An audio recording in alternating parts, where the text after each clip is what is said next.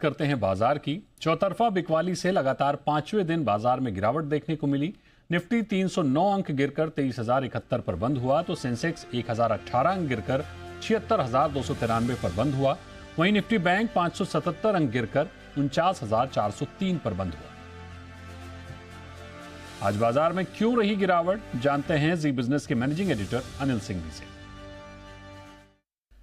यह हफ्ता बाजार पर पड़ रहा है एकदम भारी। कल की तेज गिरावट के बाद भारतीय बाजार में आज और बड़ी और ज्यादा गिरावट का दिन था। मिड कैप और स्मॉल कैप शेयरों से करते हैं शुरुआत, जहां पर कोहराम मचा हुआ था। 3% से ज्यादा मिड कैप इंडेक्स और 4% के आसपास स्मॉल कैप इंडेक्स का गिरना कोई छोटी मोटी बात नहीं, और वो भी तब जबकि कल 2% से ज्यादा ये दोनों घटे हो। यानी कि दो ही ट्रेडिंग सेशन में आप देख सकते हैं लगभग 5.5%, 6% मिड कैप इंडेक्स और 7% से ज़्यादा स्मॉल कैप इंडेक्स आपका घटता हुआ नजर आया है, और ये बड़ा पैनिक बाजार में फैलाता हुआ दिख रहा है। अब आइए पहले कुछ वजहों की बात करें जिससे कमजोरी बनती दिखी है। एक, ट्रंप साहब ने कल देर शाम अमेरिकी की बाजार बंद होने के बाद मेटल यानी कि एल्यूमिनियम और स्टील जो कुछ अमेरिका में इंपोर्ट किया जाता है उस पर सीधे 25% का टैरिफ और लगा दिया। यानी कि कोई भी देश हो जो अगर अमेरिका को ये एक्सपोर्ट कर रहा है एल्यूमिनियम या स्टील, उसको 25% टैरिफ देना पड़ेगा, राइट। यानी कि इस बार किसी देश पर नहीं, प्रोडक्ट्स पर टैरिफ लगाया है, और वो भी अक्रॉस वर्ल्ड। उससे मूड थोड़ा खराब हो रहा था। दूसरा, कल के सेशन में फिर से एफआईएस की तरफ से खरीदारी के बजाय बिकवाली का आंकड़ा ही देखने को मिला है, और वो भी अच्छा खासा। कैश इंडेक्स और स्टॉक फ्यूचर्स मिलाकर करीबन 6,300 करोड़ के आसपास की बिकवाली उनकी तरफ से होती हुई दिखी। मूड माहौल तो वैसे भी कमज़ोर है ही, नतीजे भी कोई खास अच्छे दिखे नहीं, और करेंसी मार्केट में वीकनेस है ही।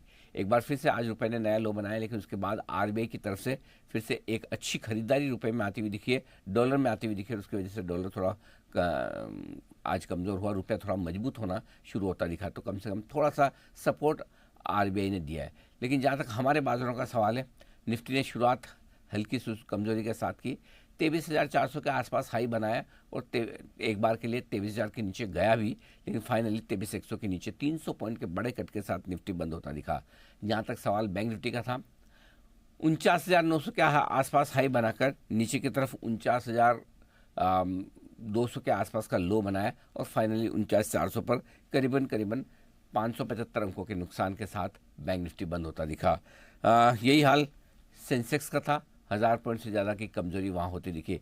यानी कि कहीं किसी भी तरफ कहीं बचने का रास्ता नहीं, जगह नहीं। चौतरफा बिकवाली का माहौल बाजार में।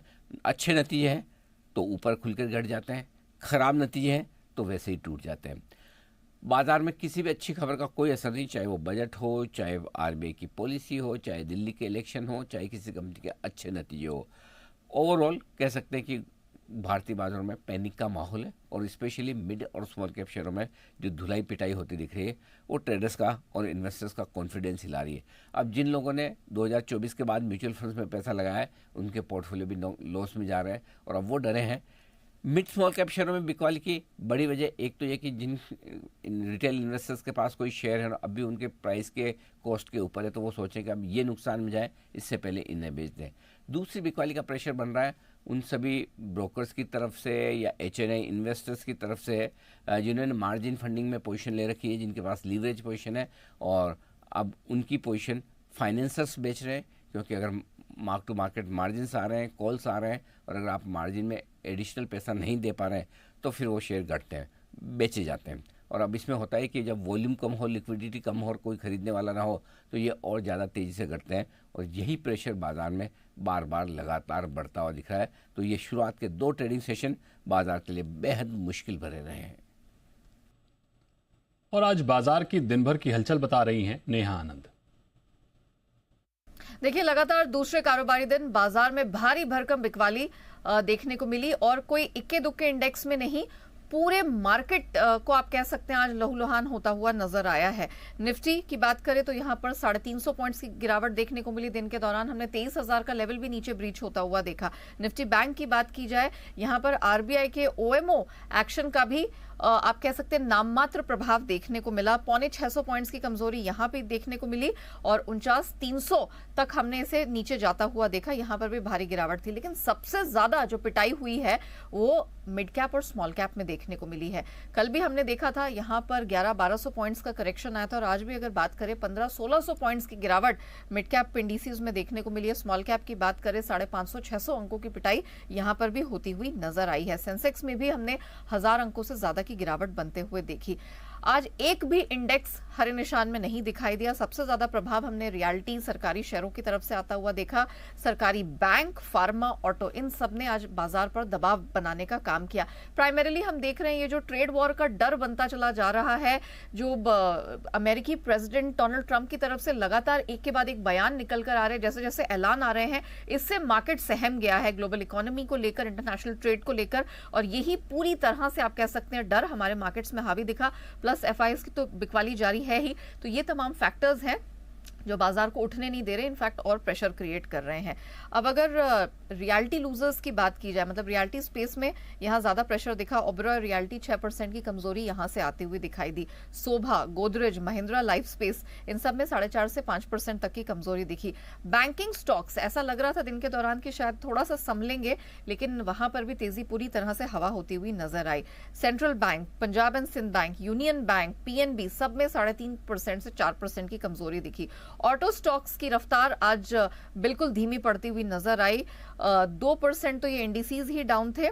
एशियन मोटर्स की बात करें 6% की कमजोरी वहां से आती हुई दिखी। टाटा मोटर्स, टीवीएस मोटर्स, सब में 3-3% की कमजोरी दर्ज हुई है। कंज्यूमर ड्यूरेबल्स का भी काफी बुरा हाल रहा।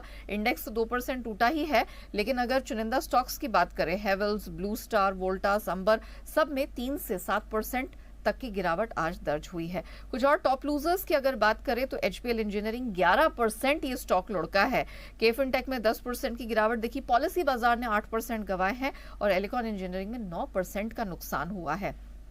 कुछ एक टॉप गेनर्स बहुत ही मुश्किल से चुन के इस मार्केट में निकल पाए, उसमें टिमकेन इंडिया था, 5% चढ़ा है। चोलामंडलम फाइनेंशियल होल्डिंग्स में 3.5% की स्ट्रेंथ देखने को मिली। Star cement, happiest minds, CRISIL, ये कुछ एक ऐसे नाम थे जो 2.5 से 3% चढ़ने में कामयाब रहे। लेकिन हम आपको बता दें कि आज जिस तरह का सेशन रहा है, मार्केट पार्टिसिपेंट्स के लिए आज काफी खराब दिन साबित हुआ, क्योंकि 11 लाख करोड़ आज मार्केट से वाइप आउट हो गए, स्वाहा हो गए। तो आप कह सकते हैं लगातार दूसरे दिन प्रेशर हावी रहा और चौतरफा बिकवाली का ही दबाव आज के ट्रेडिंग सेशन में देखने को मिला।